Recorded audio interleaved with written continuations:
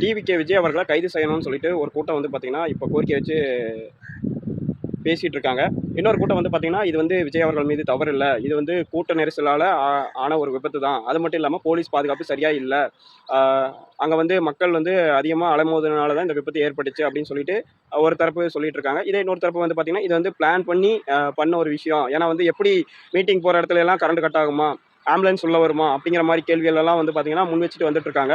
இதில் நிறையா சிறுமிகள் வந்து பலியாயிருக்காங்க. அதாவது கிட்டத்தட்ட ஒரு 10 சிறுமிகள் பக்கமாக சிறுமிகள் வந்து பலியாயிருக்காங்க. பெண்கள்னு பார்த்தா கிட்டத்தட்ட ஒரு 19 பேர் பக்கமாக பலியாயிருக்காங்க. இந்த சூழல் வந்து பார்த்திங்கன்னா ஒரு பதட்டமான சூழ்நிலையே வந்து வச்சிருக்கு கரூரை.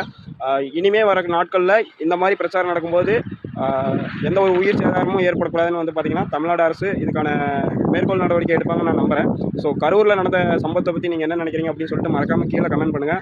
அது மட்டும் இல்லாமல் அதை பற்றி கரூரில் நடந்த இன்சிடென்ட் பற்றி ஒரு லென்த்தி வீடியோ மேக் பண்ணியிருக்கேன். ஸோ அந்த வீடியோ பாருங்கள், அப்போ தான் உங்களுக்கு என்ன நடந்துச்சுன்னு சொல்லிட்டு முழுசாக தெரியும். ஸோ மறக்காமல் நம்மளோட சேனல் பேஜை ஃபாலோ பண்ணிக்கங்க. அப்போ தான் நான் போகிற வீடியோ உங்களுக்கு வந்து சேரும். தேங்க்யூ.